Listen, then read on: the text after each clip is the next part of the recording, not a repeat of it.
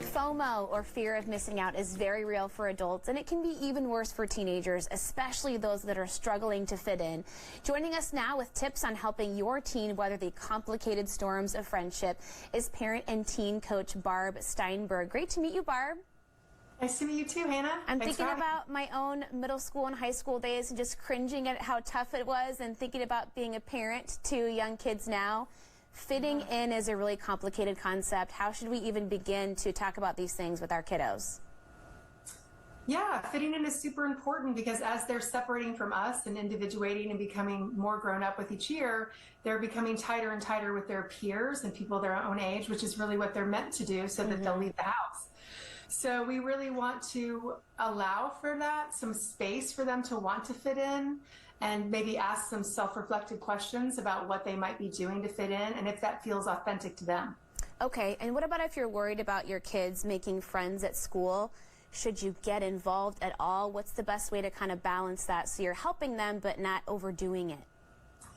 Yeah, so it depends on age and it depends on personality. Okay. So the older they are, the less they're going to want your involvement, and the more we want to empower them and ask them questions about what it is that they want in their friendships. Is there anything that they could change to get more of what they want or less of what it is that they're getting that they don't want? And what if you're concerned about you're seeing your kid change themselves quite a bit to maybe fit in or make those friendships? How do you open up that conversation? Yeah, you want to be gentle about that because, as I said, it's really important for them to feel like they have a tribe or they have some people at school. They are there for multiple hours a day. So part of identity, which is an important part of teenage development, is kind of, it's all about your style and what you look like, what music you listen to, your clothes, your hair, so on.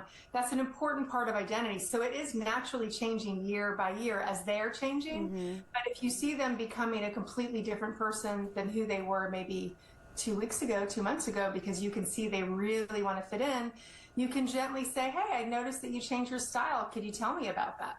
Okay, and we're right in the thick of back to school season here still. Somebody might be starting at a new school. What if you're noticing that your kid is really struggling in this new environment?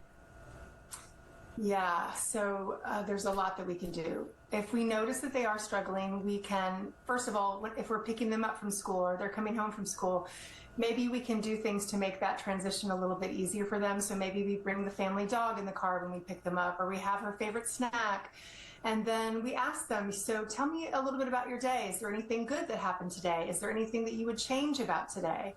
And if they're having struggles and they're telling you about them, then we want to empower them by asking more questions. What would you want it to be like if it's different than how it is? Is there anything that you think you could do to create that? And we want to have some ideas in our back pocket where we can say, well, I have a suggestion. Would you like to hear it? What if you're having a hard time even opening the door to talking? Some teens can be really closed off to communication with their parents. How are some ways we can open those doors? Yeah, as I said, you want to be gentle about it because some kids are more private than others. I always recommend having these conversations outside of the house or away from the house. There's just something magical about that makes it a little easier to open up.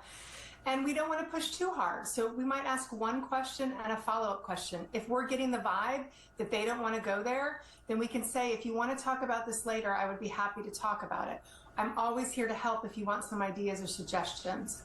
That's a really nice way to put it. And you mentioned earlier why those friendships are so important to teens and kind of letting them grow on their own.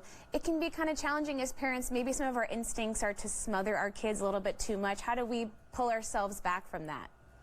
Great question. So as parents, when we see our child struggling or suffering in any way, it brings up feelings in us that are very uncomfortable to feel. So we want to jump in and save them and rescue them so that we can feel better. So the first thing we need to do is acknowledge, how am I feeling and what do I need to do to take care of my own feelings? So I'm not projecting them onto my teenager and trying to fix her or him so that I can feel better. Some really helpful self-reflection. What if we end up having a teenager that just does not feel like he or she fits in kind of no matter what they've tried so far? Yeah, honestly, that really can happen, and it's super hard to watch as a parent. So it's true that some schools are not always the best fit with teenagers, and then sometimes it's really about helping our teenagers get some social skills that they may need, and that may mean that a professional needs to be brought in so that you can be mom and dad versus a social skills coach. So sometimes that is needed, for sure. Yeah, we're not perfect. Mom and dad don't always have all the answers every hour of the day. No, we don't have all the skills that our kids need always. We sometimes we need help. Yeah, no shame in asking for that help. Hey, Barb, thank you so much. It was a pleasure to meet you. You're welcome. We'll Nice talk to you soon. We'll have more information on our website at KATU.com. We'll be right back with more Afternoon Live right after this.